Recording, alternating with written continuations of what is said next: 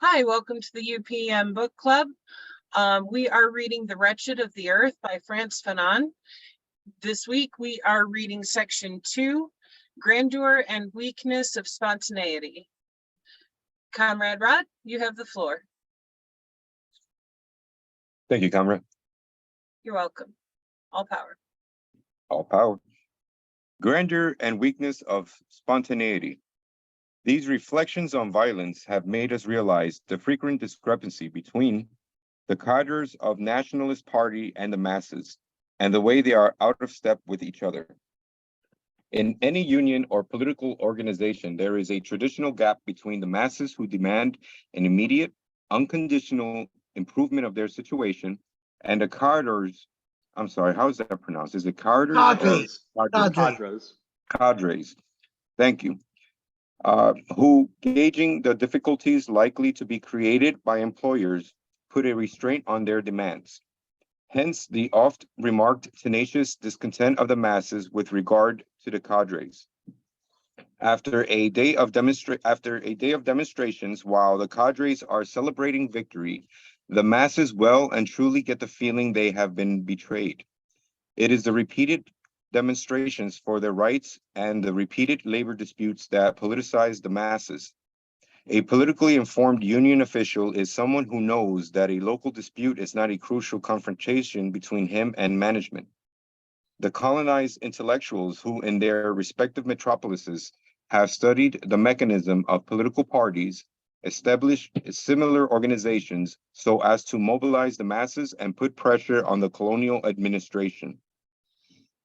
The formation of nationalist parties in the colonized countries is contemporary with the birth of an intellectual and business elite.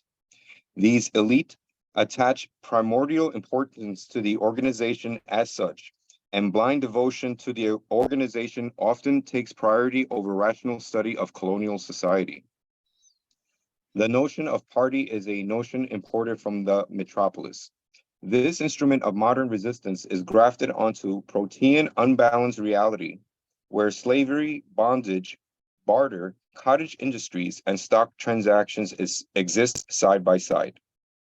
The weakness of political parties lie not only in their mechanical imitation of an organization which is used to handling the struggle of the proletariat within a highly industrialized capitalist society. Innovations and adaptations should have been made as to the type of organization at a local level. The great mistake, the inherent flaw of most of the political parties in the underdeveloped regions has been traditionally to address first and foremost politically conscious elements, the urban proletariat, the small tradesmen and the civil servants, i.e. a tiny section of the population which represents barely more than 1%. However, although this proletariat understood the party propaganda and read its publications, it was much less prepared to respond to any slogans taken up unrelenting struggle for national liberation. It has been said many times that in colonial territories, the proletariat is the kernel of the colonized peoples most pampered by the colonial regime. The embryonic urban proletariat is relatively privileged. In the capitalist countries, the proletariat has nothing to lose and possibly everything to gain. In the colonized countries, the proletariat has everything to lose. It represents, in fact, that a fraction of the colonized who are indispensable for running the colonial machine, tram drivers, taxi drivers, miners, dockers, interpreters, nurses, etc. These elements make up the most loyal clientele of the Nationalist Party, and by the privileged position they occupy in the colonial system represent the bourgeois fraction of colonized population. So it is understandable that the clientele of the nationalist parties is above all urban. Technicians, manual workers, intellectuals, and tradespeople living mainly in the towns. Their way of thinking in many ways already bears the mark of the technically advanced and relatively comfortable environment in which they live. Here, modernism is king. These are the very same circles which will oppose obscurantist traditions and propose innovations, thereby entering into open conflict with the old granite foundation that is the national heritage. The large majority of the nationalist parties regard the rural masses with great mistrust. These masses give them the impression of being mired in inertia and sterility. Fairly quickly, the nationalist party members, the urban workers and intellectuals end up passing the same pejorative judgments on the peasantry as the colonists. In our endeavor to understand the reasons for this distrust of the rural masses by the political parties, we should not forget that colonialism has often strengthened or established its domination by an organized petrification of the peasantry. Regimented by marabouts, witch doctors, and traditional chiefs, the rural masses still live in a feudal state whose overbearingly medieval structure is nurtured by the colonial administrators and army. The young national bourgeoisie, especially the business sector, now competes with these feudal rulers in a number of areas. Marabouts and witch doctors prevent the sick from consulting a physician. The rulings of the gemmas make lawyers redundant. The Qaids use their political and administrative powers to launch a trucking business or establish a commerce. The local chiefs oppose the introduction of trade and new products in the name of religion and tradition. The young class of colonized businessmen and traders need to eliminate these prohibitions and barriers in order to grow. The indigenous clientele, which represents the exclusive preserve of the feudal overlords and sees itself more or less banned from purchasing new products, constitutes therefore a market which both parties are fighting over. The feudal agents form a barrier between the young westernized nationalists and the masses. Every time the elite makes a gesture towards the rural masses, the tribal chiefs, the religious rulers, and the traditional authorities issue repeated warnings, threats, and excommunications. These traditional authorities, sanctioned by the occupying power, feel threatened by the growing endeavors of the elite to infiltrate the rural masses.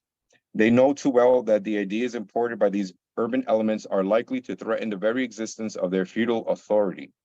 As a result, their enemy is not the occupying power with whom, in fact, they get along very well, but these modernists who are bent on dislocating the indigenous society and doing so take the bread out of their mouths. The westernized elements feeling towards the peasant masses recall those found among the proletariat in the industrialized nations. The history of the bourgeoisie revolution and the history of the proletarian revolutions have demonstrated that the peasant masses often represent a curb on revolution. In the industrialized countries, the peasant masses are generally the least politically conscious, the least organized, as well as the most anarchistic elements. They are characterized by a series of features: individualism, lack of discipline, the love of money, fits of rage, and deep depression, defining an objectively reactionary behavior. We have seen that the nationalist parties base their methods and doctrines on the Western parties and therefore, in the majority of cases, do not direct their propaganda at the rural masses. In fact, a rational analysis of colonial society would have shown them that the colonized peasants live in a traditional environment whose structures have remained intact, whereas in the industrialized countries, it is these traditional circles which have been splintered by the progress of industrialization. It is within their burgeoning proletariat that we find individualistic behavior in the colonies. Abandoning the countryside and its insoluble problem of demography, the landless peasants, now a lumpen proletariat, are driven into the towns, crammed into shanty towns, and endeavor to infiltrate the ports and cities, the creations of colonial domination. As for the mass of peasantry, they continue to live in a petrified context, and those who cannot scrape a living in the countryside have no other choice but to emigrate to the cities. The peasant who stays put is a staunch defender of tradition, and in a colonial society represents the element of discipline whose social structure remains community-minded. Such a static society, clinging to a rigid context, can, of course, sporadically generate episodes of religious fanaticism and tribal warfare, but in their spontaneity, the rural masses remain disciplined and altruistic. The individual steps aside in favor of the community. The peasants distrust the town dweller, dressed like an European, speaking his language, working alongside him, sometimes living in his neighborhood. He is considered by the peasants to be a renegade, who has given up everything which constitutes the national heritage. The town dweller is a traitor, a mercenary, who apparently gets along very well with the occupier and strives to succeed in the context of the colonial system. Hence the reason why we often hear the peasants say that the town dwellers have no moral standards. This is not the traditional opposition between town and country. It is the opposition between the colonized excluded from the benefits of colonialism and their counterparts who managed to turn the colonial system to their advantage. The colonialists, moreover, uses this antagonism in their opposition to the nationalist parties.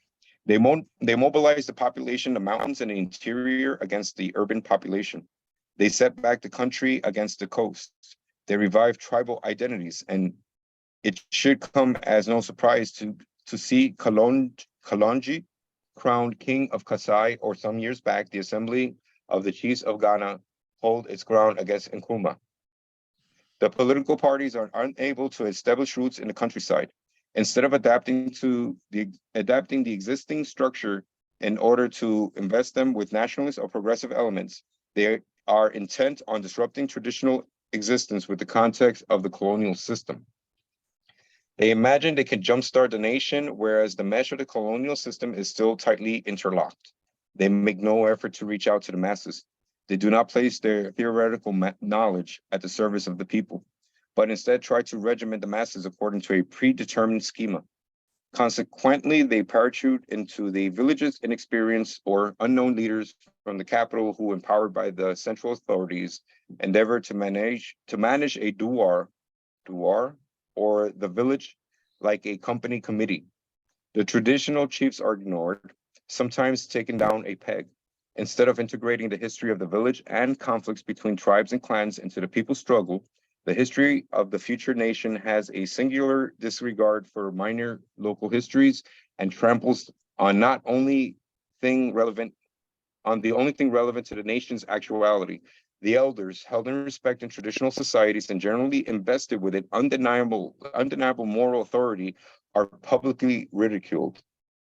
The occupier services have no scruples making use of the ensuing resentment that are kept informed of the slightest decision adopted by this caricature of authority. A well-informed police repression based on factual intelligence gathering is quick to follow. The leaders parachuted in from the outside, and the main members of this new assembly are arrested. These setbacks confirm the theoretical analysis of the nationalist parties. The disastrous attempts at regimenting the rural masses reinforce the party's distrust and crystallize their aggressiveness towards this section of the population. After the victorious struggle for national liberation, the same mistakes are repeated, fostering the trend to decentralize and self-govern. The tribalism of the colonial phase is replaced by regionalism in the national phase, expressed institutionally as federalism. But it so happens that the rural masses, in spite of the little control of the parties have over them, play a crucial role either in the gestation of the national consciousness or in relaying the initiatives of the nationalist parties, and in some rare cases, taken over purely and simply from the party's sterility. The nationalist party's propaganda always finds a response among the peasantry. The memory of the pre-colonial period is still very much alive in the villages. Mothers still hum to their children the songs which accompany the warriors as they set off to fight the colonizer. At the age of 12 or 13, the young villagers know by heart the names of the elders who took part in the last revolt, and the dreams of the douars and the villagers are not those of the children in the cities dreaming of luxury goods or passing their exams, but dreams of identification with such and such a hero whose heroic death still brings tears to their eyes. At a time when the nationalist parties were endeavoring to organize the embryonic working class in the towns, we are witnessing apparently inexplicable social unrest in the interior. We can take as an example the infamous 1947 insurrection in Madagascar. The colonial services stated categorically that it was a peasant revolt. In fact, we now know that things, as always, were much more complex. During the Second World War, the major colonial companies extended their influence and grabbed any remaining land. There was also talk at the same period of the possible settlement on the islands of Jewish, Kabyle, or Indian refugees. The rumor also spread of an imminent invasion of the island by the whites from South Africa, abetted by the colonists. After the war, therefore, the candidates on the nationalist ticket were triumphantly elected. Immediately afterwards, faction of the MDRM party underwent repression. In order to achieve their ends, the colonial authorities employed the usual methods: mass arrests, intertribal racist propaganda, and the creation of a party with the unorganized factions of the lumpen proletariat. This party, called the Disinherited of Madagascar, PADESM, and its decidedly provocative actions was to provide the colonial authority with the legal pretext it needed to maintain law and order. Such a premeditated commonplace operation as eliminating a political party, however, here took on gigantic proportions. On the defensive for 3 or 4 years, the rural masses suddenly felt themselves in mortal danger and decided to violently resist the colonialist forces.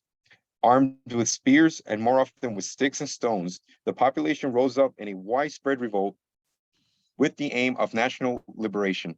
We know how it ended. Such armed revolts constitute but one of the methods used by the rural masses to join in the national struggle.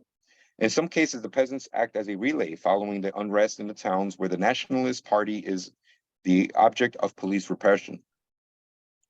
The news reaches the interior, exaggerated out of all proportion.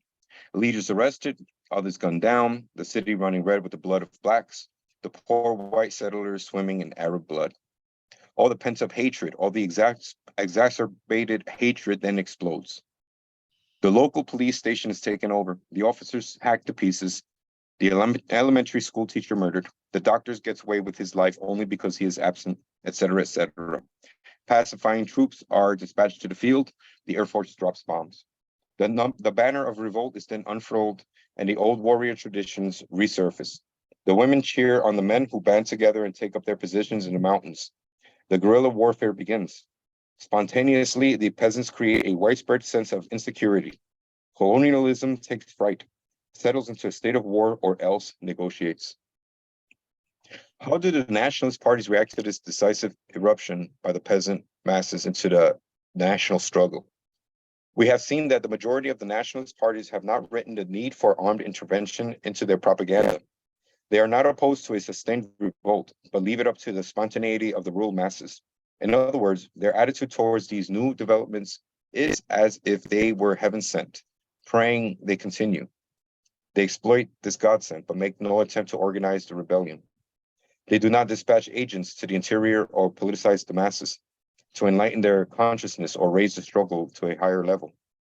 They hope that swept along by its own momentum, the action of the masses will not flag. There is no contamination of the rural movement by the urban movement.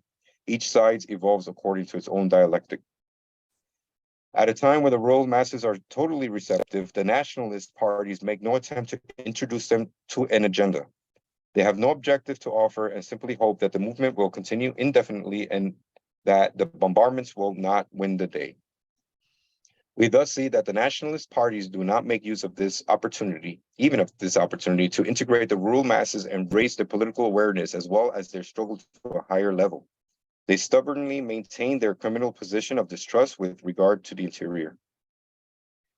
The political cadres hole up in the towns and make it clear to the colonial authorities that they have no connections with the rebels or else leave the country. Seldom do they join forces with the people in the mountains. In Kenya, for example, during the Mau Mau insurrection, no known nationalist claimed he was a member of the movement or attempted to defend it. There are no constructive talks, no confrontation between the different social strata of the nation. Once independence has been achieved, after repression of the rural masses and collusion between the colonial authorities and the national parties, we find this mutual incomprehension exasperated. The peasantry balks at the structural reforms proposed by the government, as well as the even objectively progressive social innovations, precisely because the current leaders of the regime did not explain to the people during the colonial period the party's objectives, national policy, and international issues, etc. The mistrust felt by the rural population and the traditional leaders toward the nationalist parties during the colonial period is matched by equal hostility during the national period. The colonialist secret service, which is still at work after independence, foments discontent and still manages to create serious difficulties for the young governments. When all is said and done, the government is merely paying for its idleness during the liberation period and its enduring contempt for the peasantry. The nation may well have a rational, even progressive head, but its huge body remains retarded, rebellious, and recalcitrant. The temptation is great, therefore, to crush this body by centralizing the administration and keeping a firm control over the people. This is one of the reasons why we often hear the underdeveloped countries need a dose of dictatorship. The leaders distrust the rural masses. This distrust, moreover, can take on serious proportions. Such is the case for certain government that, long after national independence, considered the interior as an unpacified region where the head of state and his ministers only venture during army maneuvers. The interior is considered a virtual terra incognita. Paradoxically, the national government's attitude towards the rural masses is reminiscent in some ways of the colonial power. We are not too sure how the masses will react. We need to use the lash, even if we want to take this country out of the dark ages. The young leaders are not afraid to say. But as we have seen, the political parties' disregard for the rural masses during the colonial period can only be prejudicial to a national unity and to setting rapidly the nation in motion. Sometimes colonialism endeavors to diversify and dislocate the nationalist upsurge. Instead of stirring up the sheiks and the chiefs against the revolutionaries in the towns, the native bureaus organized the tribes and religious brotherhoods into parties. Confronted with an urban party which is beginning to embody the will of the nation and constitute a threat to the colonial regime, factions are born and sympathies and parties based on tribe and regions emerge.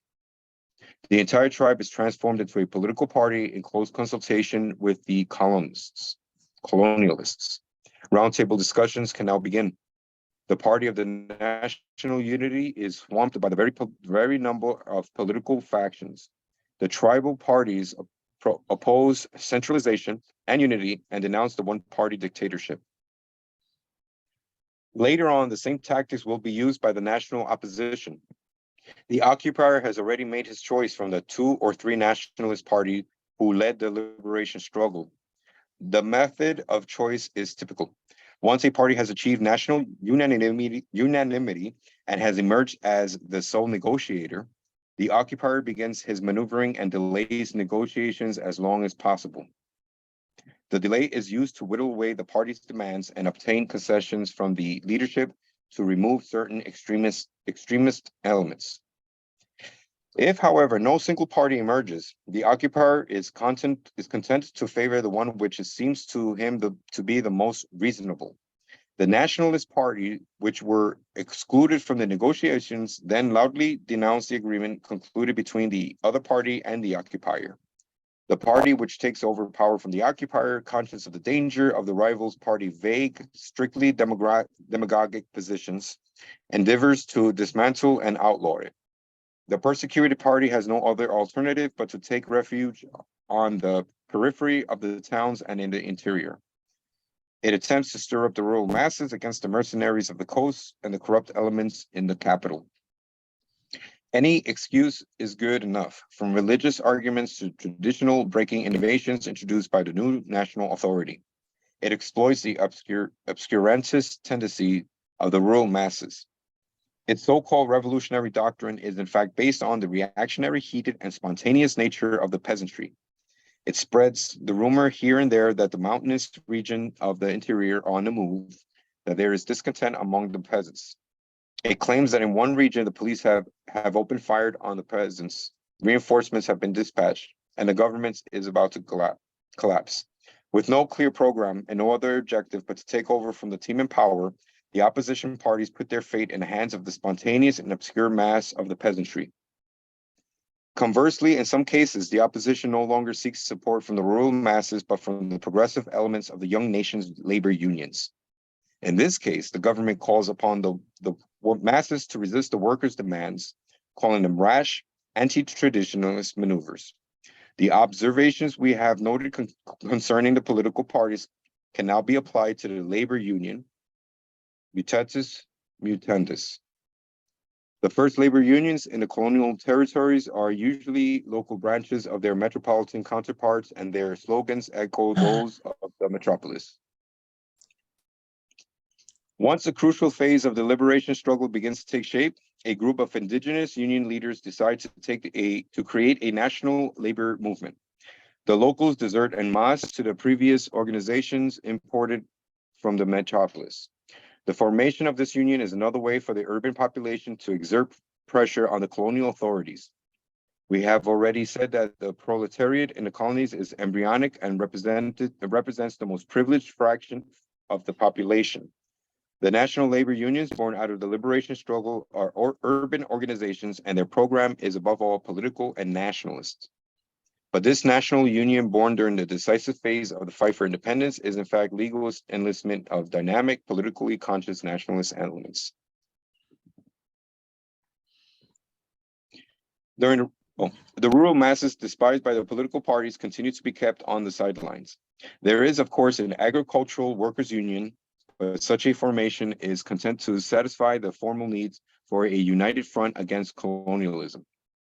The union leaders who began their careers in the context of the metropolitan unions are now at a loss when it comes to organizing the rural masses. They have lost touch with the peasantry and are mainly concerned with the enlisting steel workers, dockers, and civil servants in the utility sector, etc. I'd like to stop here for a little while and take a break.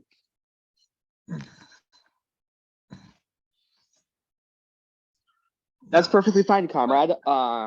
If does anyone else want to continue reading? I'll take it. Alrighty. During the colonial phase, the nationalist labor unions represents a spectacular strike force. In the towns, these unions can paralyze or at least disrupt at any moment the colonial economy. Since the European settlements are mostly confined to the towns, the psychological repercussions are considerable. No gas, no electricity, no garbage pickup and produce lives rotting on the wharf. These metropolitan enclaves, which the town represents in the colonial context, are profoundly elected by this labor unrest. The stronghold of colonialism, the capital, has difficulties withstanding such a battery, but the rural masses of the interior remain unaffected by this confrontation. There is therefore a clear disproportion from the national point of view between the importance of the labor unions and the rest of the nation. After independence, the workers enlisted in the union have the impression of running on empty. Once the limited objective they set themselves have been achieved, they proved to be extremely precarious given the huge task of nation building. Faced with a national bourgeoisie whose relationship with the government are often very close, the union leaders discover they can no longer confine themselves to labor disputes. Congenitally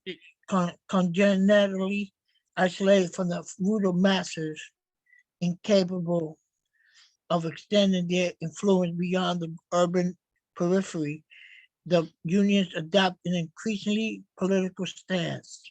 In fact, they become political candidates. They endeavor by any means possible to drive the bourgeoisie into a corner.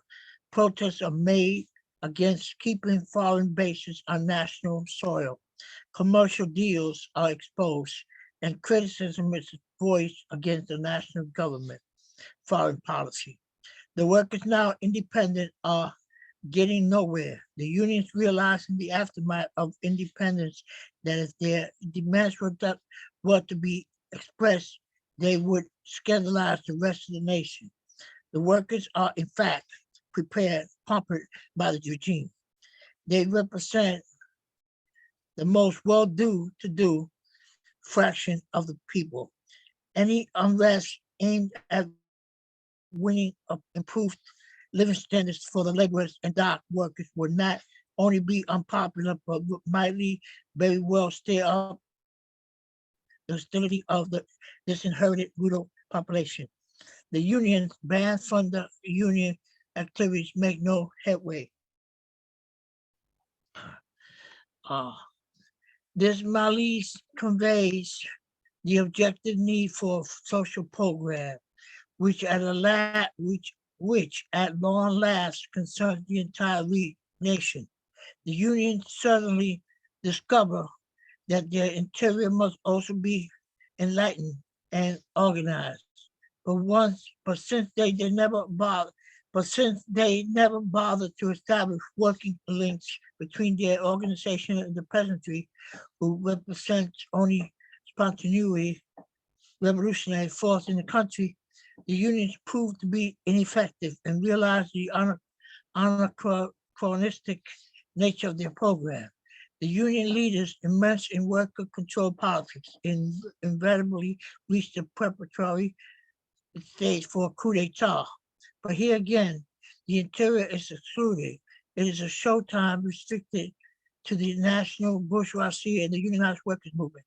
The national bourgeoisie, appropriating the old tradition of colonialism, flexes its military and police muscle, whereas the union organized meetings and mobilized tens of thousands of their members. The peasants shrugged their shoulders as they mused over the national bourgeoisie and their workers who, after all, have enough to eat. The peasants shrug their shoulders, for they realize that both parties treat them as a makeshift force.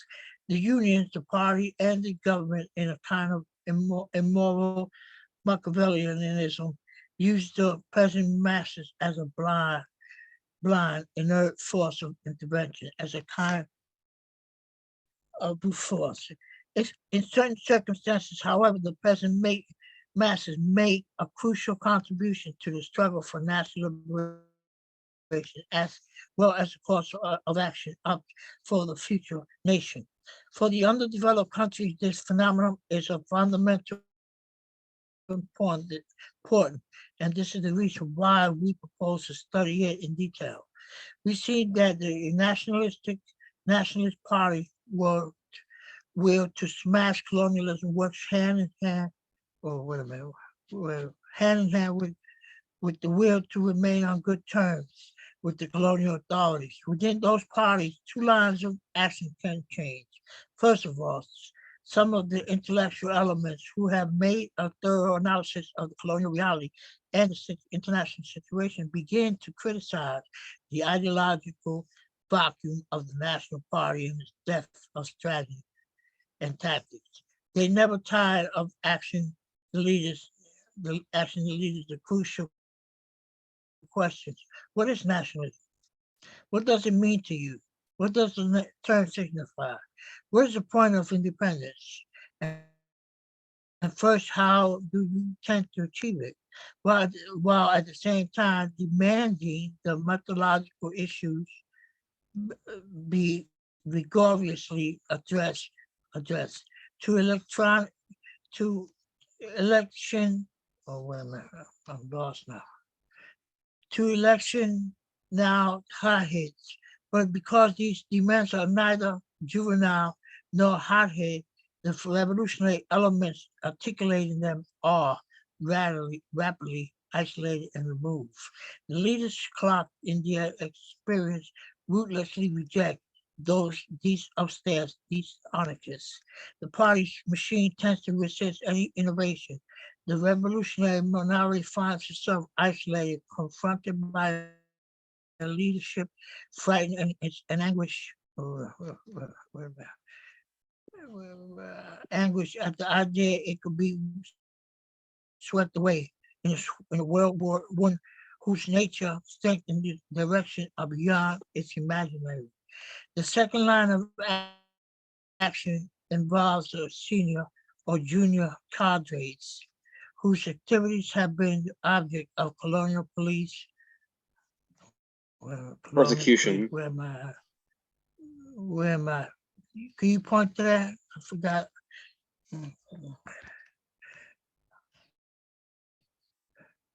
Leadership prosecution. Oh, okay, thank you. It is worth noting that these men obtained the leadership of the party through sheer hard work, self-sacrifice, and an exemplary patriotism. These men from rank and file are often laborers, seasonal workers, and sometimes even genuinely unemployed. For them, being activists in the National Party is not a question of politics, but it's only of casting off their animal status for a human one. These men, uncomfortable with the party's exacerbated legalism, demonstrates within the limits of their assigned activities a spirit of initiative, courage, and a sense of purpose, which almost systematically make them targets for the forces of colonialist repression. Arrested, convicted, and tortured, and anesthetized, they use their period of detention to compare ideas and hidden their determination. Strengthened by the ordeal of hunger strikes and the brutal solidarity of the prisons that are little better than communal graveyards. They live out their liberation as a godsend opportunity to launch the armed struggle. Meanwhile, outside, the colonial authorities, besieged now from all sides, are making overtures to the nationalist liberal moderates. We are seeking, therefore, a sprinting close to breaking a point between the official and the unofficial party fraction. The unofficial elements are made to feel undesirable and are shunned. The legal fraction come to their aid by taking so many precautions that the unofficial fraction already feel themselves to be outsiders. These men then make contact with the intellectual elements whose position they admire a few years previously. The encounter leads to the formation of an underground party, parallel to the official party, but the repression of these irredeemable elements intensify as the official party draws closer to colonialism and attempts to change it from the inside. The official fraction then finds itself in a historical dead end. Driven from the town, these men first of all take refuge in the urban periphery, but the police network smokes them out and forces them to leave the town for good and abandon the arena of political struggle. They retreat to the interior, the mountains, and deep into the rural masses. Initially, the masses closed in around them, protecting them from the manhunt. The nationalist militant who decided to put his fate in the hands of the peasant masses instead of playing hide and seek with the police in the urban centers will never regret it. The peasant's clock wraps him in a mantle of unimagined tenderness and brutality. Viable exiles in their own country and severe from the urban milieu where they drew up the concept of nation and political struggle. They take to my police, I don't know how to spell that, constantly forced to remain on the move to elude the police, walking by night so as to not to attract attention. They are able to travel the length of and breadth of their country and to get to know it. Going to the cafes, the discussions about the coming elections or the equity of such and such a police officer. The ears hear the truth voice of country, and their eyes see the great and infinite misery of the people. They realize that precious time has been wasted on futile discussion about the colonial regime. They realize that the last chance does not mean reform. That change does not mean improvement. Now process with a kind of vertical They realized that the political unrest in the towns will always be powerless to change and overthrow the colonial regime. Discussions with the presidents now become a ritual for them. They discovered that the ruder masses have never ceased to pose the problem of their liberation in terms of violence, of taking back to the land from the foreigners in terms of actual struggle and armed revolt. Everything is simple. These men discover a coherent people who survive in a kind of petrified state, but keep intact their moral values and their attachment to the nation. They discover a generous people prepared to make sacrifices, willing to give up all they have, impatient with an indestructible pride. Understandably, the encounter between these militants hunted by the police and these ruthless, instinctively rebellious masses can produce an explosive mixture of unexpected power. The man from the town let let themselves be guided by the people and at the same time give them military political training. These people sharpen their weapons. In fact, the training proves short-lived for the masses, realizing the strength of their own muscles force the leaders to accelerate events. The armed struggle is triggered. Insurrection disorientates the political parties. Their doctrine has always claimed the ineffectiveness of any confrontation, and their very existence serves to condemn any ideas of revolt. Certain political parties secretly share the optimism of the colonialists and are glad to be no part to the madness which it is said can only end in bloodshed. But the flames have been lit and like an epidemic spread like wildfire throughout the country. The tanks and planes do not achieve the success they counted on. Faced with the extent of the damage, colonialism begins to have second thoughts. Voices are raised within the oppressor nation that drew attention to the gravity of the situation. As for the people living in the huts and their dreams, wait a minute,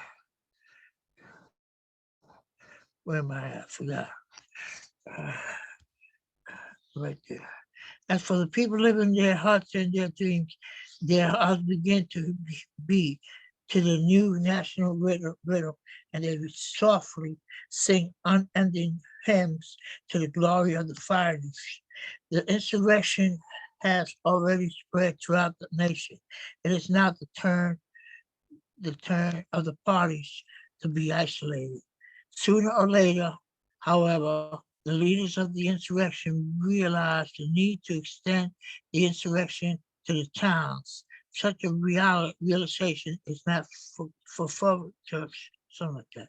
It completes the dialectics which governs the development of armed struggle for national liberation.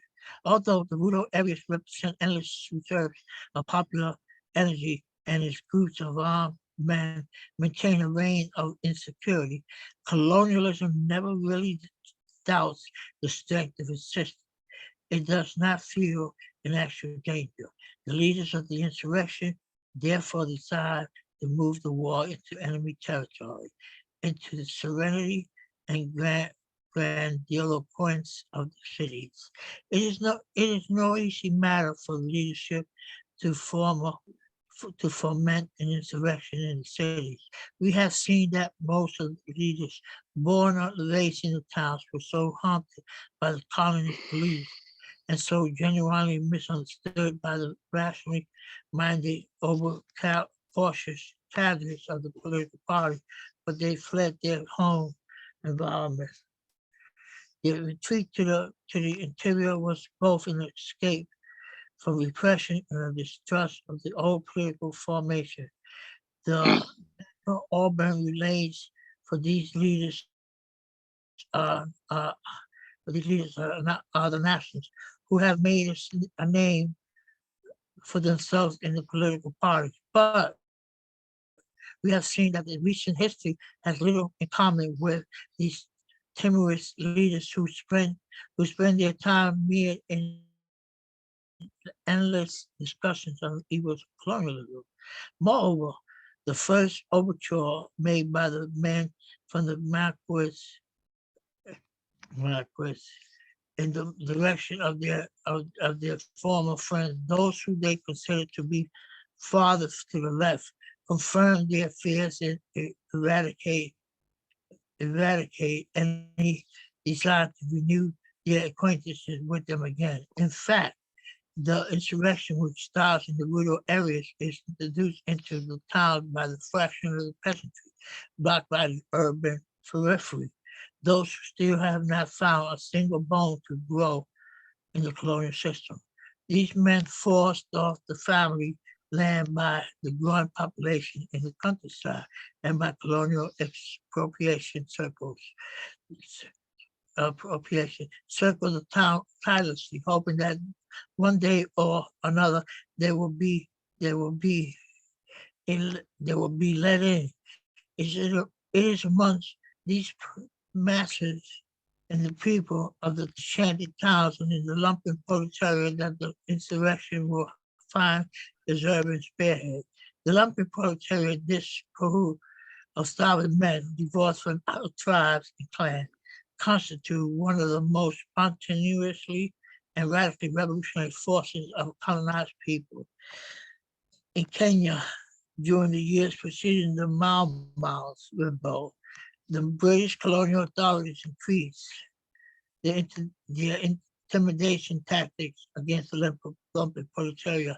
The police and missionaries coordinated their efforts in the years 1950 to 51 to respond appropriately to the enormous influx of young Kenyans from the countryside and the forest who, unable to find jobs, took to stealing, debauchement, and alcoholism.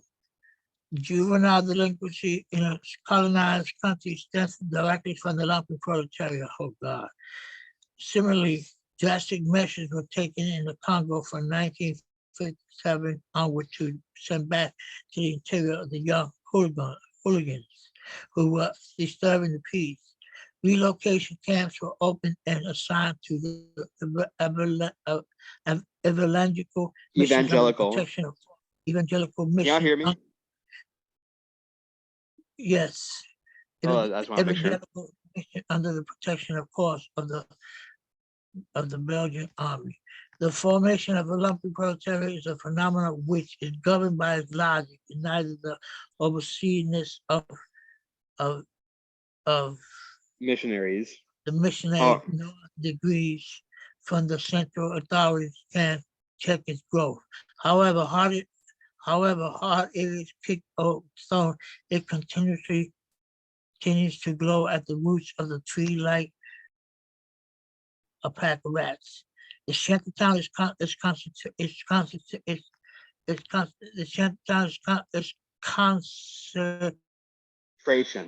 of is the the colonial concentration. biological the what? The concentration. Concentration Oh, of the colonized consecration. of the colonized biological decision to invade the enemy saddle at all costs, and its need to by the most underground channels. The lumpen proletariat constitutes a serious threat to the security of the urban of the town and signifies the miserable rot and gangrene eating into the heart of colonial domination. So the pimps, the hooligans, and the unemployed and the petty criminals, when approached, give the liberation of all they have got, devoted themselves to the cause like violent workers. These vagrants, these second-class persons find their way back to the nation thanks to their decisive militant action. Unchanged in the eyes of colonial society on a vis-a-vis the moral Standards. most tenets of the colonizer. They believe the power of the gun or the hand grenade is the only way to enter the cities. These Connor Che? jobless, these jobless, these species of subhumans redeem themselves in their own eyes and before history. I disagree that with that analysis, but I'll talk about it later. Human redeem the prostitutes to to Domestics. the domestic at 2,000 francs a month. The hopeless cases are all these men and women who fluctuate between madness and suicide are restored to sanity, return to action, take their vital place in the great march of a nation on the move. The nationalist parties are unable to grasp the new phenomena that precipitates Disintegration. wait a minute, the leaders of the institution, am I here? Right here. Okay. Disintegration. The outbreak of the insurrection in the towns modify the nature of the struggle, whereas the mass of the colonized troops were aimed at the Colonialist. interior. They are now colonial troops were aimed at the interior. They are now surged back to towns in order to safeguard people and property. The forces of repression are dispersed. Danger lurks in every corner. It is a national territory, the entire colony which enters into a trance. Groups of peasants watch as the military loosens its grip. The insurrection in the town is an unexpected lifesaver. Somebody else got to take over. No problem, Shay. I will read from now on. Sorry, what? No, I just read something because I'm not, when I read from my mind, and when Gotcha. doing it here, like my voice gets caught, my throat. I get remember, I'm 76. it. Alrighty, no problem, Comrade Trey. So, Okay. The leaders of the insurrection, observing the ardor and enthusiasm of the people as they deal decisive blows to the colonialist machine, become increasingly distrustful of traditional politics. Every victory justifies their hostility towards what they now call hot air, verbiage, bantering, the futile agitation. They feel a hatred for politics and demagoguery. Hence, in the initial phase, the cult of spontaneity is triumphant. The rash of revolts which break out in the interior testify to the nation's substantial presence in every quarter. Every colonized subject in arms represents a piece of the nation on the move. These revolts jeopardize the colonial regime, force it to mobilize its troops by dispersing them, and threaten to suffocate them at any moment. They are governed by a simple doctrine. The nation must be made to exist. There is no program, no discourse. There are no resolutions, no factions. The problem is clear cut. The foreigners must leave. Let us build a common front against the oppressor, and let us reinforce it with armed struggle. As long as colonialism remains in a state of anxiety, the national cause advances and becomes the cause of each and everyone. The struggle for liberation takes shape and already involves the entire country. During this period, spontaneity rules. Initiative rests with local areas. On every hilltop, a government in miniature is formed and assumes power. In the valleys and in the forests, in the jungle and in the villages, everywhere, one encounters a national authority. The action of each and every substantiates the nation and undertakes to ensure its triumph locally.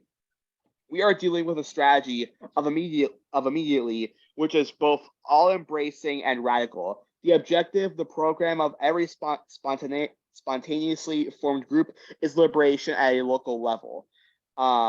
If the nation is present everywhere, it must then be here. One step further, and it is present only here. Tactics and strategy merge. The art of politics is quite simply transformed into the art of war. Yep, revolution. The militant becomes the fighter. To wage war and to engage in politics are one and the same thing. Yep, practice and theory. This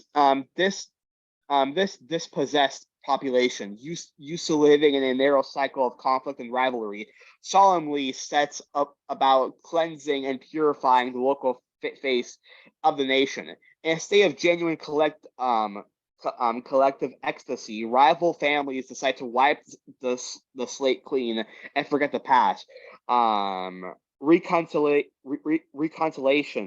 Reconciliations abound. Deep buried traditional hatreds are dug up. The better to root them out. Faith in a nation furthers political consciousness. National unity begins with the unity of the group. The selling of the old scores and the elimination once and for all of any resentment. Those indigenous elements who have dishonored the country by their activities and their complicity with the occupier are also included in the cleansing process. Traitors and mercenaries, however, are judged and punished. On their continuing road to self-discovery, the people legislate and claim their sovereignty. Every component roused from its colonial slumber lives at boiling point. The villages witness a permanent display of spectacular generosity and disarming kindness, and an unquestioned determination to die for the cause. All this is reminiscent of a religious brotherhood, a church, or a mythical doctrine. No part of the indigenous population can remain indifferent to this new rhythm which drives the nation. Emissaries are dispatched to the neighboring tribes. They represent the insurrectionists' first liaison system and introduce the rhythm and movement of the revolution to the region still mired in immobility. Tribes well known for their stubborn rivalry disarm amid rejoicing and tears. The pledge their help and support. In this atmosphere of brotherly solidarity and armed struggle, men link arms with their former enemies. The national circle widens, and every new ambush signals the entry of new tribes. Every village becomes a free agent and a rally point.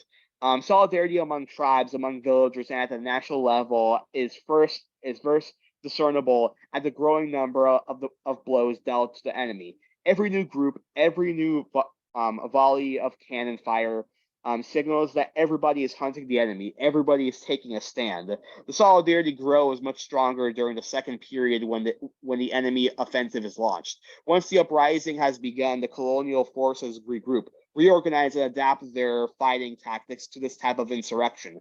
This offensive throws the euphoria and idol of the first phase into question. The enemy launches an attack and concentrates large numbers of troops at precise locations. Local groups are swiftly overwhelmed, and all the more so because they first tend to tackle the fighting head on. The optimism of the initial phase had made them intrepid, even rash. The group who was persecuted their own mountain peak was the nation refused to pull back, and to be a retreat is out of the question. Losses are considerable, and the survivors are racked by doubt. The local community endures the attack as a crucial test. It behaves literally as if the fate of the country were at stake at that every place and at that very moment. But it soon becomes clear that this impetuous spontaneity, which is intent on rapidly selling its score with the colonial system, is destined to fail as a doctrine. A deeply pragmatic realism replaces yesterday's jubilation and the illusion of eternity. The lesson of hard facts and the bodies mowed down by machine guns result in a radical rethinking of events. The basic instinct of survival calls for a more flexible, more agile response. This adjustment in fighting technique was typical of the first months of the War of Liberation by the Angolan people. On March 15th, 1961, as we recall, the Angolan peasants in groups of 2,000 or 3,000 attacked the Portuguese positions. Men, women, and children, armed and unarmed, courageously and enthusiastically hurled themselves in mass in wave after wave against the regions dominated by the colonists, the military, and the Portuguese flag. Villages and airports were surrounded and suffered numerous attacks, but thousands of Angolans were moved down by colonialist machine gun fire. The leaders of the Angolan uprising soon realized that they would have to adapt different tactics if they really wanted to liberate their country. The Angolan leader, Roberto Holden, therefore, was recently reorganized the Angolan National Army using the model of other liberation wars and guerrilla warfare techniques. In guerrilla warfare, in fact, you no longer fight on the spot, but on the march. Every fighter carries the soil of the homeland to war between his bare toes. The National Liberation Army is not an army grappling with the enemy in a single decisive battle, but travels from village to village, retreating into the forest and jumping for joy when the cloud of dust raised by the enemy's troops is seen in the valley. The tribes begin to mobilize. The units move their positions, changing terrain. The people from the north march toward the west. Those on the plains struggle up to the mountains. No strategic position is given preference. The enemy thinks he is in pursuit, but we always manage to come up behind him, attacking him at the very moment when he least expects it. Now it is we who are in pursuit. Despite all his technology and firepower, the enemy gives the impression he is floundering and losing ground. We never stop singing. In the meantime, however, the leaders of the insurrection realize that their units need enlightening, insurrection, and indoctrination.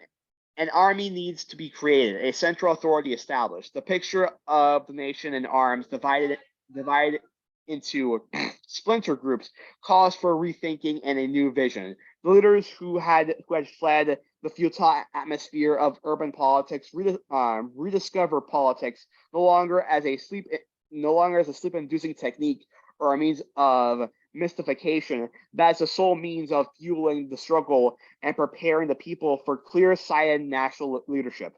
The leaders of the insurrection realize that any peasant revolt, even on a grand scale, needs control and guidance. They, therefore, must transform the movement from a peasant revolt into a revolutionary war. They discover that in order to succeed, the struggle must be based on a clear set of objectives, a well-defined methodology, and above all, the recognition by the masses of an urgent timetable. Yep, practice without theory is just mindless. Is just mindless action.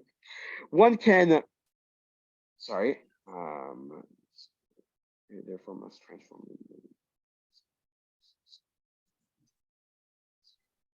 One can hold out for 3 days, 3 months at the most, using the masses' pent-up resentment. But one does not win a national war. One does not root the formidable machine of the enemy or transform the individual if no one neglects to raise the consciousness of the man in combat. Neither the heroic fight to the finish nor the beauty of the battle cry is enough.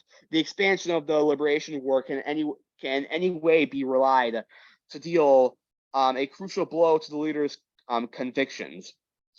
The enemy now modifies its tactics to its brutal policy of repression. It adds a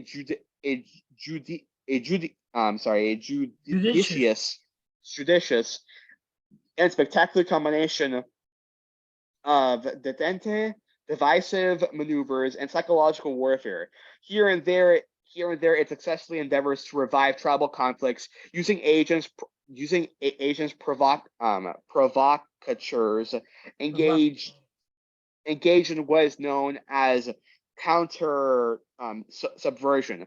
Colonialism uses two types of indigenous collaborators to achieve its ends. First of all, there are the usual suspects: chiefs, guides, and witch doctors. As we have seen, the peasant masses, steeped in never changing routine, continue to revere their religious leaders, descendants of illustrious families. The tribe, with one voice, embarks on the path designated by the traditional chief. Colonialism secures the services of these loyal servants by paying them a small fortune. Colonialism also finds ample material in the lumpen proletariat for its machinations. In fact, any rational liberation movement should give this lumpen proletariat maximum attention. It will always respond to the call to revolt. But if the insurrection thinks it can afford to ignore it, then this famished underclass will pitch itself into the armed struggle and take part in the conflict, this time on the side of the oppressor. The oppressor, who never misses an opportunity to let the Black people tear at each other's throats, is only too willing to exploit these characteristic flaws of the lumpen proletariat, namely its lack of political consciousness and ignorance. If this readily available human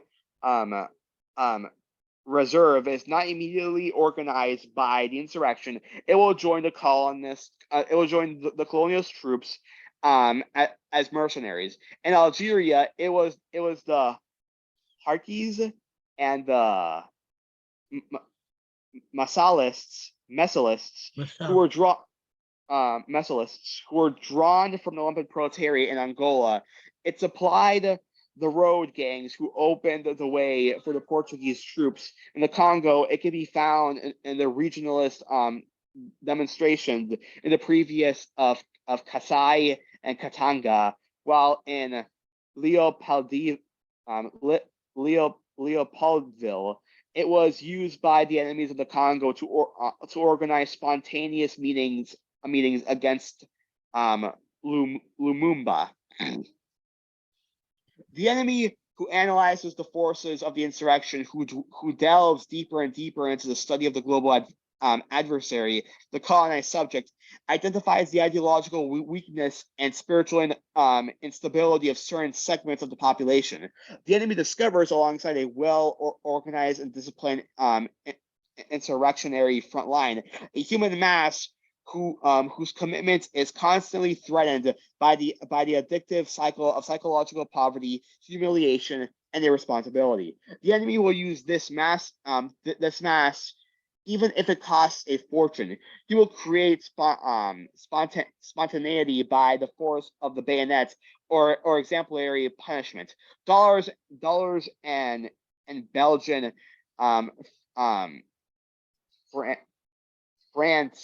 France are poured into the Congo, while in Madagascar, anti-Hova atrocities are on the increase, and in Algeria, recruits veritable hostages are enrolled into the French army. The leader of the insurrection watches as the nation literally keels over. Whole tribes are transformed into Harkis and armed with the last weapons, set off on the warpath to invade the rival tribe, labeled nationalist for the occasion. Unanimity in combat, so rich and so grandiose during the initial hours of the insurrection, is undermined. National unity crumbles. The insurrection is at the crucial turning point. The political education of the masses is now recognized as an historical necessity. Yep, establishing an ideological and political line. This spectacular voluntarism, which was to lead the colonized people in a single move to absolute sovereignty, the certainty one had that all the pieces of the nation could be gathered up in one fell swoop, and from the same shared perspective, and the strength grounded in this hope have proved in the light of experience to be a very great weakness. Yep, it's idealistic. As long as he imagined he could switch straight from colonized subject to sovereign citizen of independent nation, as long as he believed in a mirage sustained by his unmediated Immediate. physical strength, the colonized achieved no real progress along the road to knowledge. His consciousness remained rudimentary. We have seen that the colonized subject fervently engages in the struggle, especially if it is armed. The peasants were especially eager to join the rebellion because they had constantly clung to a virtually anti-colonial way of life. From time immemorial, the peasants had more or less safeguarded their subjectivity from colonial imposition thanks to stratagems and balancing acts worthy of a magician. They even managed to believe that colonialism was not really victorious, that the pride of the peasants, his reluctance to go down into the towns and rub shoulders with the world built by the foreigner, and the way he constantly shrunk back every time an agent of the colonial regime approached, served as a permanent reminder that he was pitting his own dichotomy against that of the colonists. Anarchist racism. Anarchist racism and the determination to defend one's skin, which is characteristic of the colonized response to colonial oppression, clearly represents sufficient reasons to join the struggle. But one does not sustain a war. One does not endure massive repression or witness the disappearance of one's entire family in order for hatred or racism to triumph. Racism, hatred, resentment, and the legitimate desire for revenge alone cannot nurture a war for liberation. These flashes of consciousness, which fling the body into a zone of turbulence, which plunge into a virtually pathological, dreamlike state, where the sight of the other induces vertigo, where my blood calls for the blood of the other, where my death through mere inertia calls for the death of the other. This passionate outburst in the opening phase disintegrates if it is left to feed on itself. Of course, the countless abuses perpetuated by the colonialist forces reintroduce emotional factors into the struggle, give the militants further cause to hate and new reasons to set off in search of a colonialist kill. But day by day, leaders will come to realize that hatred is not an agenda. It will be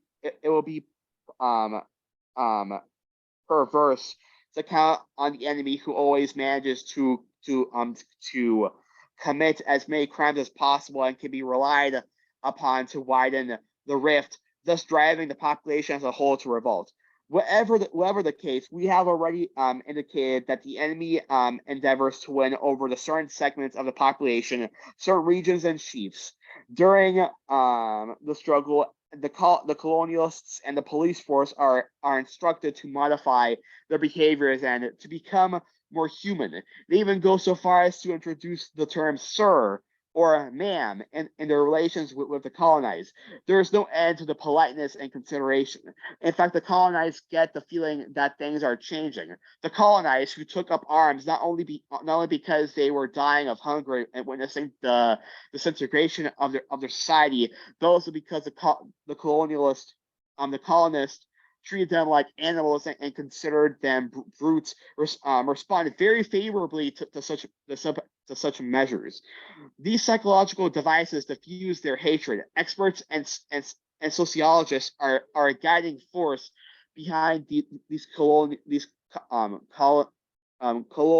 maneuvers and conduct numerous studies on a subject of complexes: the complex of frustration, the complex of aggressiveness, and the complex of of colonizability. The colonized subject is upgraded, and attempts are made to disarm him psychologically and naturally with a few coins. These paltry measures and clever window dressing manage to achieve some success. The colonized subject is so starved of anything that humanizes him, even if it is third rate, that these trivial handouts in some cases manage to impress them. The bourgeois are literally right here. The bourgeois are literally commodifying generational trauma in order to benefit and snuff out class struggle and to uphold white supremacy. Like, it's fucking disgusting. The colonized subject is so starved of anything that humanizes him, even if oh yeah, I already read that. His consciousness is so vulnerable and so inscrutable that it is ignited by the slightest spark. The great undiscriminating thirst for enlightenment of the early days is threatened at the very moment by a dose of mystification. The violent, unanimous demands of the revolution, which once lit up the sky, now shrink to more modest proportions. The raging wolf, rabid with hunger, and the whirlwind blowing in a genuine wind of revolt, may be rendered completely unrecognizable if the struggle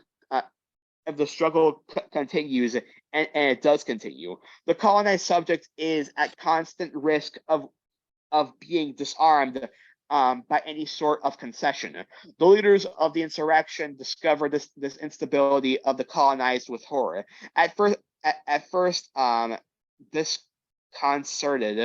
disconcerted, they then realized the need to explain and ensure that the colonized consciousness does not get bogged down. In the meantime, the war goes on. The enemy organizes itself, gathers strength, and preempts the strategy of the colonized. The struggle for national liberation is not a question of bridging the gap in one giant stride. The epic is played out on a difficult day-to-day basis, and the suffering endured far exceeds that of the colonial periods. Down on the towns, the colonists have apparently changed. Sorry, I lost where I was. I'm sorry. The colonists have apparently changed. Our people are happier. They are respected. A daily routine sets in, and the colonized engaged in the struggle. The people who must continue to give it their support cannot afford to give in. They must not think the objective has already been achieved. When the actual objectives of the struggle are described, they must not think they are impossible. Once again, clarification is needed, and the people have to realize where they're going and how to get there. The war is not one battle, but a succession of local struggles, none of which, in fact, is decisive. Yep. Revolution is not one big fight, but rather multiple stages of the revolution. There is therefore a need to save one's strength and not waste it by throwing everything into the balance. The reserves of colonialism are far richer and more substantial than those of the colonized, and the war goes on. The enemy digs in. The great showdown is not for today or for tomorrow. In fact, it began on the very first day, and it will not end with the demise of the enemy, but quite simply when the latter has come to realize, for a number of reasons, that it is not his interest to terminate the struggle and acknowledge the sovereignty of the colonized people. The objectives of the struggle must not remain as loosely defined as they were on the early days. If we are not careful, there is the constant risk that the people will ask why continue the war every time the enemy makes the slightest concession. We have become so used to the occupier's contempt and his determination to maintain his stronghold, whatever the cost, that any semblance of generosity or any sign of goodwill is greeted with surprise and jubilation. The colonized then tend to break into song. The militant must be supplied with further, more searching explanation so the enemy concessions do not pull the wool over his eyes.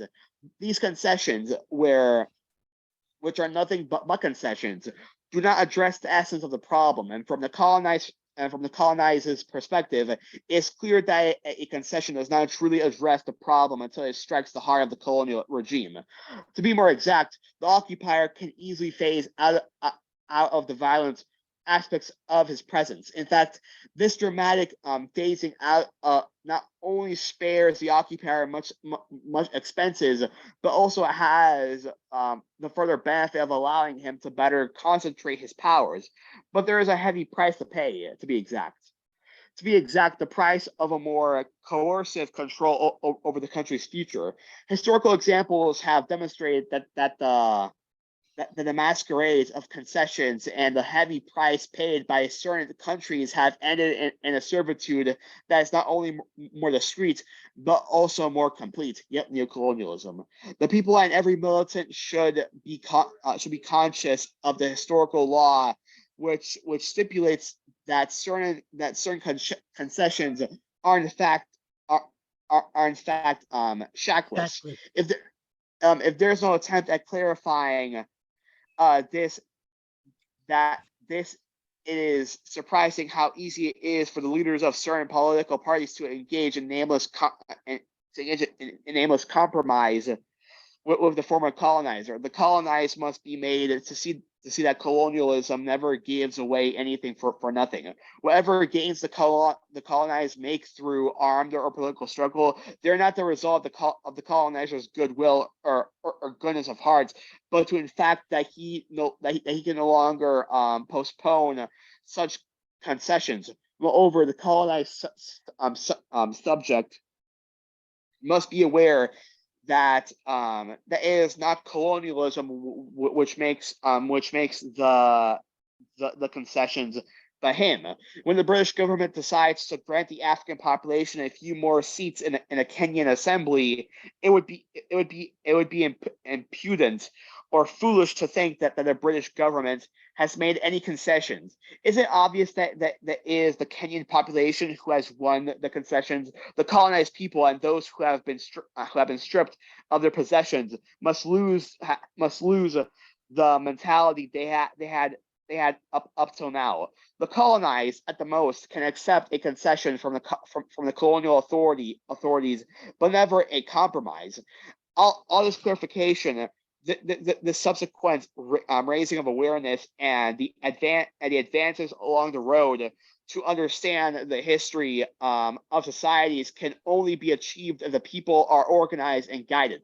The organization is established by the revolutionary elements arriving from the town at the beginning of the insurrection and those who make their way to the interior as the struggle intensifies. It is this core which constitutes the embryonic political body of the insurrection. As for the peasants, they improve their knowledge through practical experience and prove amped to lead the people's struggle. A wave of awareness and mutual enrichment flows between the nation on a war footing and its leaders. Traditional institutions are reinforced, expanded, and sometimes literally transformed. The tribunal for local conflicts, the diamas, and the village assemblies are transformed into revolutionary tribunals and politico-military committees. In every combat unit and in every village, legions of political commissioners are at work enlightening the people on issues which have become stumbling blocks for incomprehension. If it were not for these commissioners who are not afraid to address certain issues, the people would find themselves disoriented. For example, the militant in arms often becomes irritated at the sight of much of the local population going over their business in the towns as if they were oblivious to what's going on in the mountains, as if they did not know that the crucial operations have begun. The silence of the towns and the continuation of the daily routine give the peasant the bitter impression that the entire sector of the nation is content to sit back and watch. Such observations disgust the peasants and reinforce their tendency to despise and generally condemn the townsfolk. The task of the political commissioner is to nuance their position and make them aware that certain segments of the population have their own specific interests, which do not always coincide with the national interest. The people then realize that national independence brings to light multiple realities, which in some cases are divergent and conflicting. At this exact moment in the struggle, clarification is crucial, as it leads to the people to replace an overall undifferentiated nationalism with a social and economic concessions. The people who, in the early days of the struggle, had adapted the primitive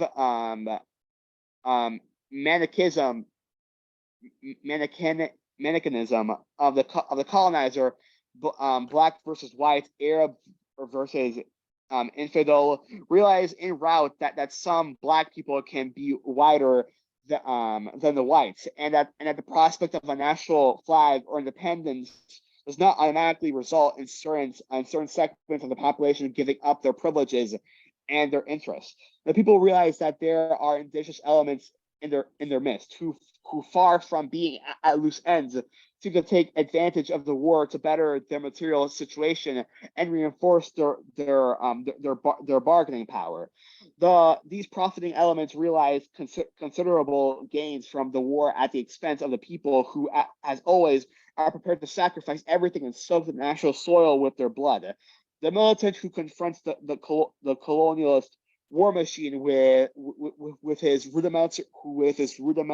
rudimentary resources realizes that while he is demolishing colonial oppression, he is indirectly building another system of exploitation. Such a discovery is galling, painful, and sickening. It was once also simple with the bad on one side and the good on the other side. The idyllic, unreal clarity of the early days is replaced by a penumbra which dislocates the consciousness. The people discover that the inquisitus phenomenon of exploitation can assume a black or Arab face.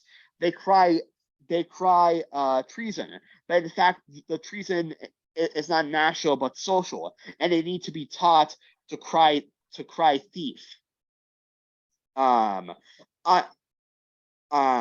On their arduous path to rationality, the people must also learn to give up their simplistic perception of the oppressor. The species is splitting up before their very eyes. They realize that certain colonists do not succumb to the ambient climate of criminal hysteria and remain apart from the rest of their species. Such men who were automatically relegated to the monolithic block of the foreign presence condemn the colonial war. The scandal really erupts when pioneers of the species change sides, go native, and volunteer to undergo suffering, torture, and death. These examples diffuse the overall hatred which the colonized feel towards the foreign settlers. The colonized welcome these men with open arms the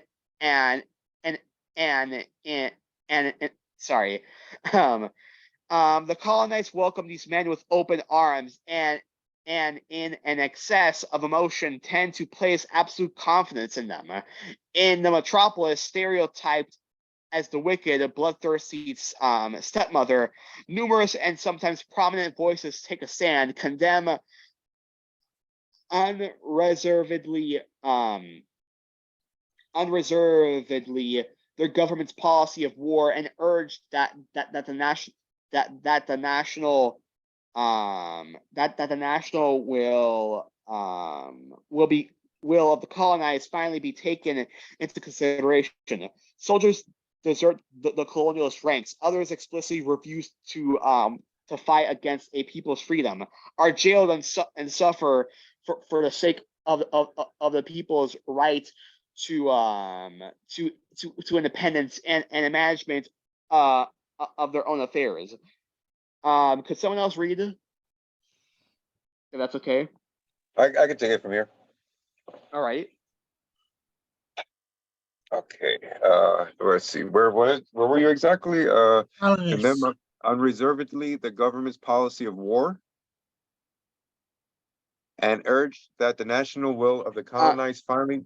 Yeah. Oh, sorry. sorry. I was just gonna say I was at the colonists is no longer simply. That's where I was at. Okay. The colonist is no longer simply public enemy number one. Some members of the colonialist population prove to be closer, infinitely closer to the nationalist struggle than certain native sons. The racial and racist dimension is transcended on both sides. Not every Black or Muslim is automatically given a vote of confidence. One no longer grabs a gun or a machete every time a colonist approaches. Consciousness stumbles upon the partial finite and shifting truths. All this is, one can guess, extremely difficult. The task of bringing the people to maturity is facilitated by the rigorous organization as well as the ideological level of their leaders. The power of ideology is elaborated and strengthened as the struggle unfolds, taking into account the enemy's maneuvers and the movement's victories and setbacks. The leadership demonstrates its strength and authority by exposing mistakes and through experience learning better ways of going forward every time consciousness takes one step backward. Every regression at a local level is used to take the issue up in every village and throughout the network. The insurrection proves to itself its rationality and demonstrates its maturity every time it uses a specific case to advance the consciousness of the people. In spite of those within the movement who sometimes are inclined to think that any nuance constitutes a danger and threatens popular solidarity, the leadership stands by the principles worked out in the national struggle and in the universal fight conducted by man for his liberation. There is a brutality and contempt for subtleties and individual cases, which is typically revolutionary, but there is another type of brutality with surprising resemblances to the first one, which is typically counter-revolutionary, adventurous, and anarchist. If this pure total brutality is not immediately contained, it will, without fail, bring down the movement within a few weeks. The nationalist militant who fled the town, revolted by the demagogic and reformist maneuvers of the leaders and disillusioned by politics, discovers in the field a new political orientation which in no way resembles the old. This new politics is in the hands of the cadres and leaders working with the tide of history who use their muscles and their brains to lead a struggle for liberation. It is national, revolutionary, and collective.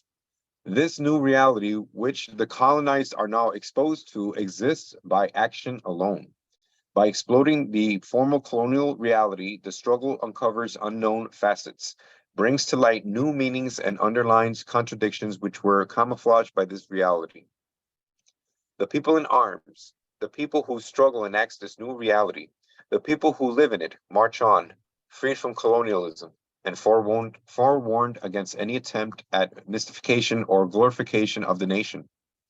A violence alone, perpetuated by the people, a violence organized and guided by the leadership, provides the key for the masses to decipher social reality.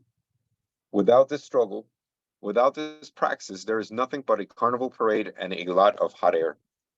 All that is left is a slight readaptation, a few reforms at the top, a flag, and down at the bottom, a shapeless, writhing mass, still mired in the dark ages. And that seems to be the end of chapter 2.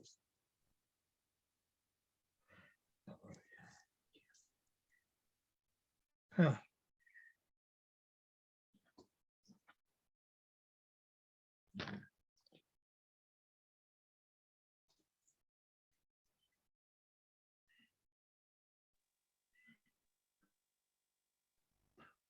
All power. Do I keep going, or is this it? Or That- we just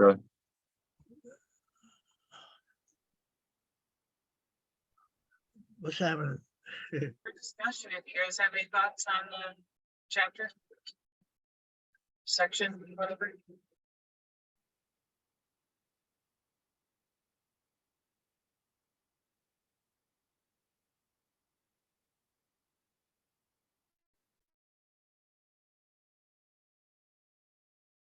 I find it pretty eye-opening, like the way he broke down the differences between colonization, you know, like what's happened here that's now become a capitalist country where the proletariat have nothing left to lose. Whereas in colonized areas like where he lived, they had everything to lose because they were basically, you know, like the upper class of the working class and dependent on the colonizers. And therefore, everybody who was rural and not involved in making business with the colonizers just immediately became lumpen. okay. Yeah. Yeah, I had that impression too. How where the resentment of the rural folk comes from, or say examples indicating that those who are closer to the colonizers benefit more, as the proletariat did, being closer, while the distance of the rural people, both cultural and the impact of the colonizer is a lot less on them, but the resentment is a lot greater, being that they feel as the nation, you know, as opposed to as what they perceive as collaborators with the colonizer. I guess that would be my take, my understanding of it. Yeah, there's a whole different level of divisiveness being caused there than like what we see here. I see this very, very close to a system that growing up in the 80s in the inner city. Well, you know, not inverted more, being that the city itself was my microcosm of my world.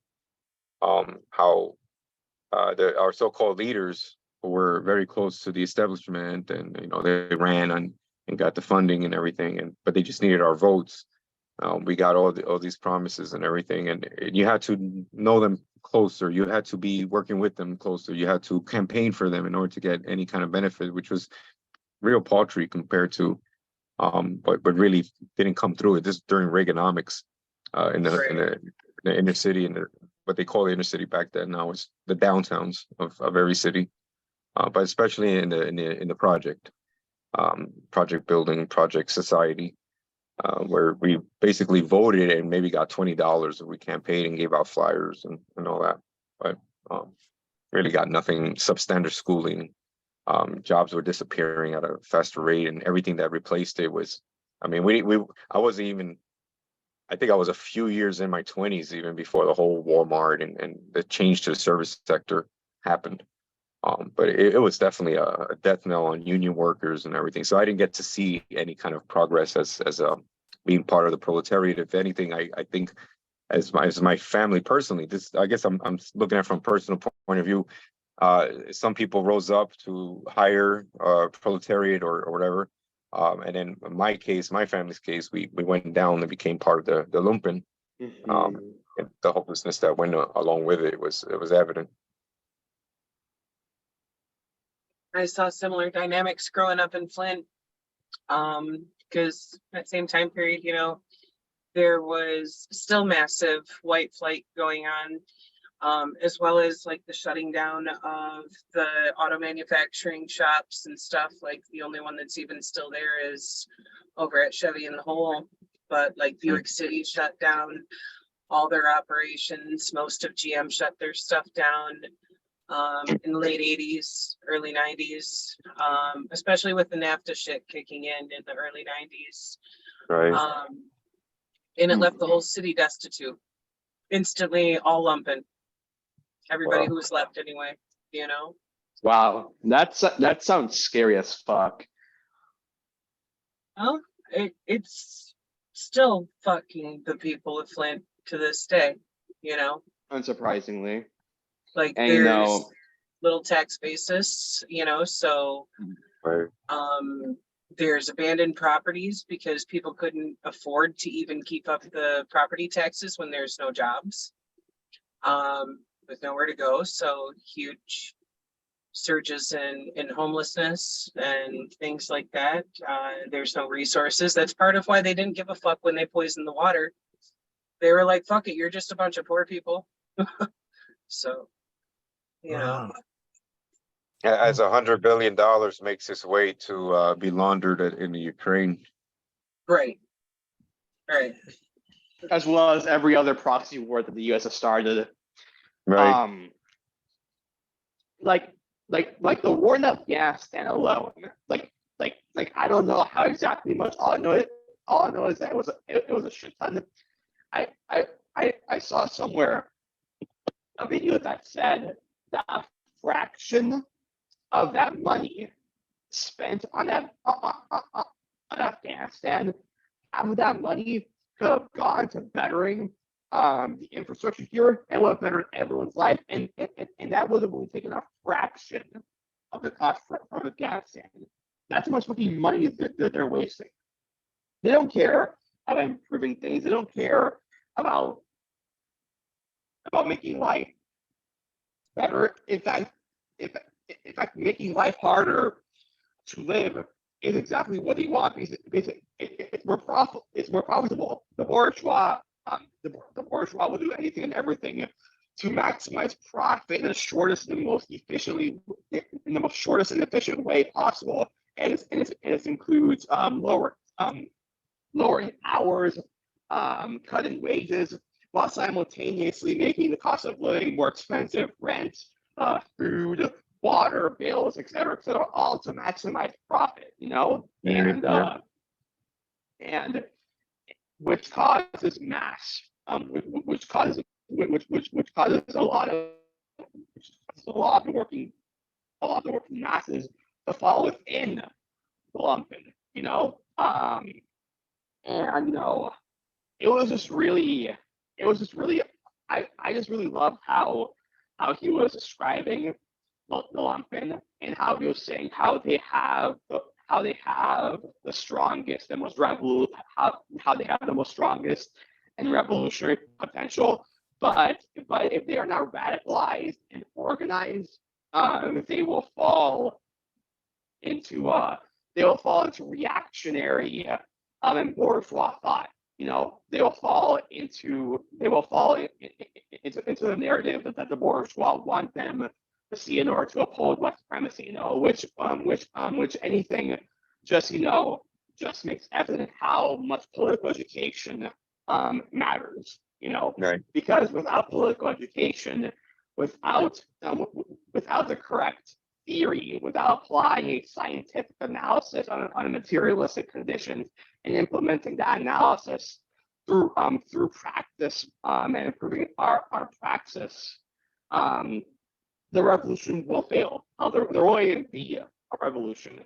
There needs to be theory and praxis. You know, there needs to be an application of dialectics and Marxism within our materialistic conditions if we are going to see any change in our society. And I just loved how he mentioned how the more they made mistakes, the more they learned from their mistakes, and by being critical and self-critical, they managed to improve their praxis by bettering their theory. You know, because praxis changes theory. You know, it's the application of theory through praxis that enables us to change that theory to see what works, what's applicable, what works, what didn't, and what can we change, what can we get rid of, and how we can better apply dialectics in our materialistic conditions. You know.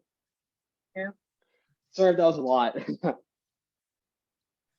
I say that, you know, and speaking about the lumpen proletariat, you know, I firmly believe that a well-mobilized as well as organized group of people, such as lumpen proletariats, with a revolutionary, appropriate revolutionary theory involved, you know, they could go places. We noticed this. We noticed this with the Black Panther Party. Mostly of the early beginnings of the Panther Party were lumpins, people from the Mm-hmm. street, people from the street. As a matter of fact, many lumpins in the prisons went home and became either got involved with the Young Laws or else they got involved with the Black Panthers. You know, the lumpin is well guided by what revolutionary theory. You know, it could go places, like I say. And I also want to say that Mm-hmm. oppression have always oppression and repression have always gave birth to rebellions. And that's what Mm-hmm. happened in Attica. I mean, not in Attica, in various parts of Africa, you know, because of the repression and the oppression, it breeded a lot of people who rebelled against it. Now, depending on the situation involved, you know, a rebellion is a rebellion, but it also could turn into a revolution, depending on the conditions, you know, that requires, you know, for a revolution. So, I mean, that's all I got to say for now. Oh yeah, 100%. Well said, Comrade Shane. Uh-huh. You know, I always say that, but I wind up speaking anyway. You know, Oh wow, we are 2 hours in. Holy shit. I didn't see that. Wow. how long does this group supposed to last? I mean, we're still in the early phases of it, so we haven't really like. I mean, typically we don't want it to be too long, you know. Yeah. The only reason why we read this whole chapter was because, you know, like Sister Zen said, it was the shortest out of them all, you know. So that's why we read all of it. But damn, I didn't know we were in here for 2 hours. That's wild. How else are we gonna spend today? You know, what else we're Sorry, gonna be doing? I would rather spend it doing this. Oh hell yeah, same. How are y'all doing, by the way? Also, by the way, I hope I'm not interrupting any of y'all or being or hogging up time. Not at all. Well, Nice. Actually, Comrade Zen, remember how Rob made that that study guide for us for Wretched of the Earth? We should start really using that, you know? Yeah, there was a lot of stuff that he pointed out on there. That was really good as far as talking points. I don't know. It's saved somewhere in my computer. Because I'm thinking like, right, like at the end of each chapter or at the end of each reading, we answer some of the questions from that study guide, you know? Yeah, give me just a second to pull that up here. Also, Comrade Rod, I am super happy that you joined in on us with this reading. It's always nice seeing other comrades, and I haven't seen you in a minute, so it's nice to see you again. I'm really glad to be here. I was there. I don't think it was the last one. I missed the last one, but I was there for the first reading, the beginning of the book. Oh, you were? Oh, I think I Yeah. remember you now. I don't have a good memory. Sorry. That's okay. I just missed out last week, but I wanted to make today because I really enjoyed this book. Reading it the couple of times that I did and going Same. over it as like a work study is really interesting. This is something I would love to have done years ago.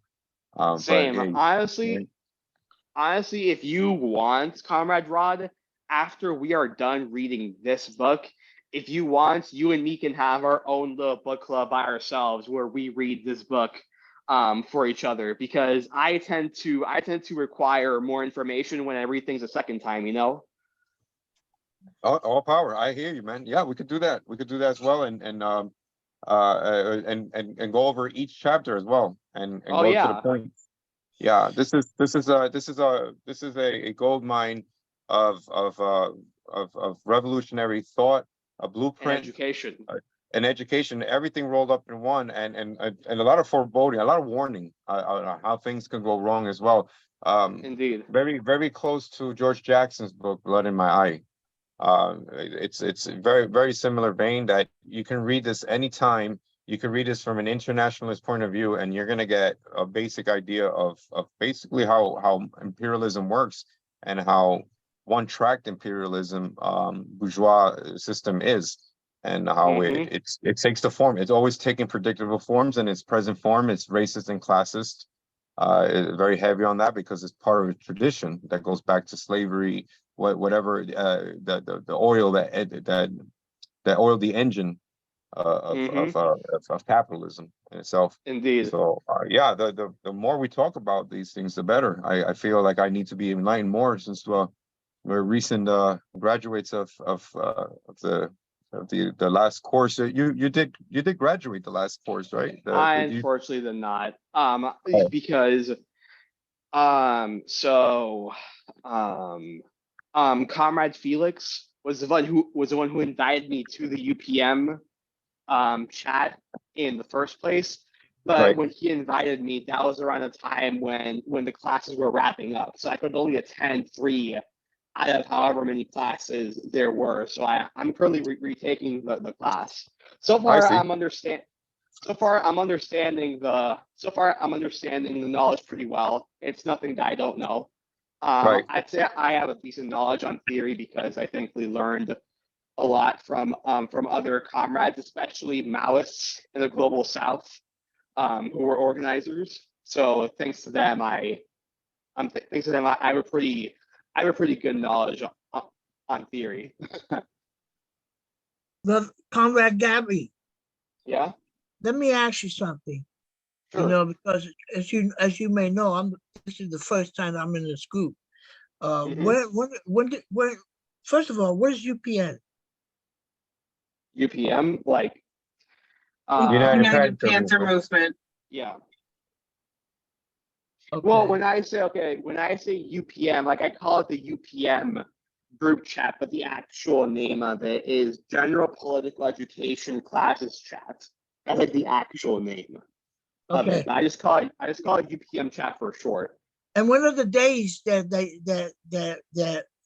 have the classes? Yeah. They have them every Sunday at 7 p.m. Eastern Standard Time. Every Sunday? Yep, every Sunday. This Sunday?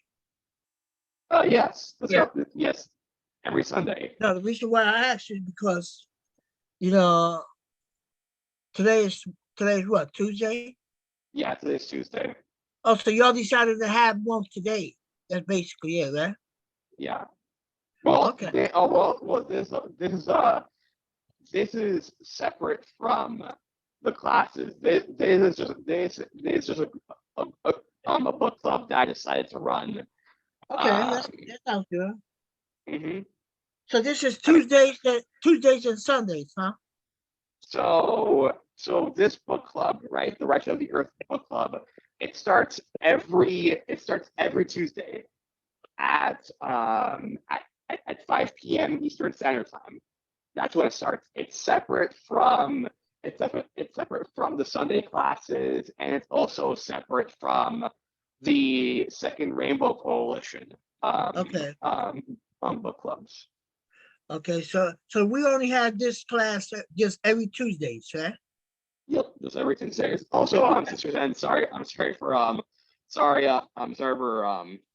not noticing. I see you pulled up the questions. Yeah. Okay. The first one, he was just pointing out summary. These 3 that I've got on screen right now are where like the analysis of the content actually starts. Yeah. As far as like his argument that colonialism is not merely an economic or political system, but also a system of physical and psychological violence. 100%.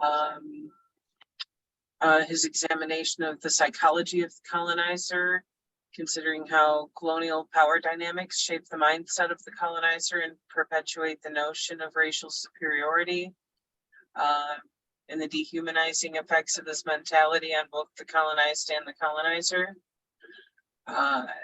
Investigating Fanon's exploration of the psychological impact of colonization on the minds of the colonized.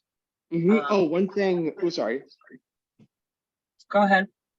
Oh, no, I was just gonna say one thing that I also wanted to bring up is how the bourgeois will fester and take advantage of any antagonisms between the people of the colonized population, like how they took advantage of the resentment that the people living in the rural areas had for the town folk. They took advantage of that, and they festered it. And how they'll use anything and everything to spark divide, to let petty feelings grow, and to do anything and everything to snuff out class struggle and kill off revolution. Right, like he was saying, that was even a driving force behind that divisiveness still remaining even after these areas were finally starting to like gain their independence from the colonizers, in his case from France. That the systems the colonizers had put into place there, and the fuck dynamics that they drove as far as the complications between the people in rural areas versus those living in the cities who had become dependent on the colonizers. Like they thrived on that. They used that to still wield a form of neo-colonial control there, even after they were no longer technically colonies and had gotten their independence. They had not societally or psychologically gotten that independence. Yep, because neocolonialism is far more sinister and far more scary than colonialism, because on the surface level, neocolonialism on the surface level is invisible. If you two look at surface level and not look closer, it looks like it doesn't even exist, you know. But in actuality, they still are controlled economically, socially, and culturally by the imperialist countries, through creating comprador classes, through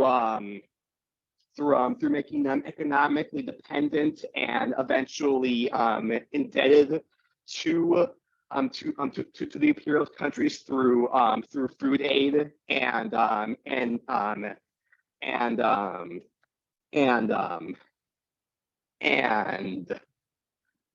sending imperialist loans to them, and so on and so forth. It's really disgusting. Yeah, that's one of the biggest ways that they maintain economic control of, you know, oh, well, now that you want your independence, you're going to need some loans to keep your heads above water. And then on top of it, you know, there's situations like what we had discussed, I forget if it was last week or the week before, about them making countries that Mm-hmm. they've colonized pay them to leave.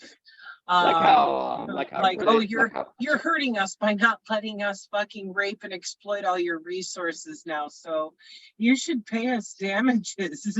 It's like, wait a fucking minute, you got it ass backwards.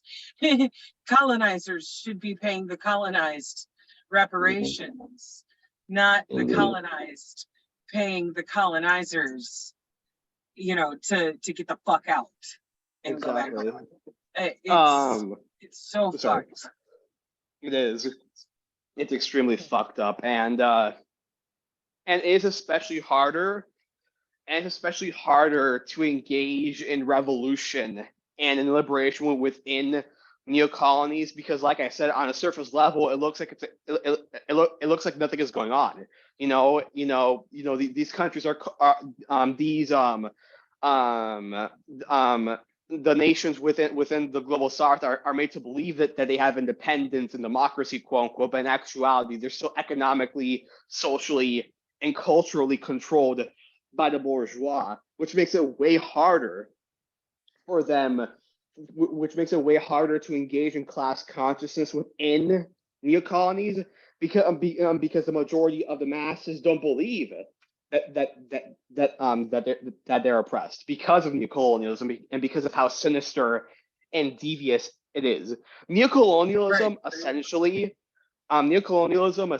is the imperialists realizing that their grip on the colonized nation doesn't have to be so direct. You know, they can still exploit them and oppress them and subjugate them and siphon their surplus value and resources without directly doing it in front of them, basically. They've managed to mindfuck people into being complicit because they see it as like, wait a minute, I'm benefiting from this arrangement too. You know, and it's like, okay, but only to a certain extent. You're being exploited, you know. So how far do those scales tip in the either direction of benefiting versus being exploited, you know? But they're probably looking at it as, well, we're living better in the cities with these economic arrangements with the colonizers than, you know, the people who are living in rural areas, which, you know, it's part of that indoctrination into the system, because if you really look at it, the people in the rural areas probably have a better quality of life when it comes to things like still having housing without it being a fucking commodity, still being able to, you know, grow food, hunt, etc., and it not being a fucking commodity. Things like that you know, it goes overlooked in the cities because, you know, they're like, oh, we're making more money than, you know, the people in the rural areas. And it's like, money doesn't equal higher quality of life. 100%. During the time of colonialism, you find the colonizer, which is the enemy, is he very well seen by people. People know, you know, that this is the oppressor. But in neocolonialism, you hardly don't even see direct oppression. What you see is indirect oppression, just like the Dominican Republic as an example. You know, just like various parts of Latin America as an example. You know, their own people, the government is suppressing the people. Behind those oppressors is another oppressor that is oppressing. You understand what I'm saying? Right, it's domino effect. You know, so that's neocolonialism. You know, just like the Panthers was talking about. You know, that in the Black community, as an example, amongst many others, you know, the people there are colonized. You know, people are colonized, and the poor people are colonized as well. I did not say just Black people. Poor people in general are colonized all over the world. You know, so neocolonialism, to me, you know, and I may be wrong, but I hope not, it's neo-fascist, it's fascism on a higher level. No, yeah. Yeah, agreed. I mean, after all, neocolonialism is just imperialism in its last stage. You know, It's basically just neoliberalism. You know.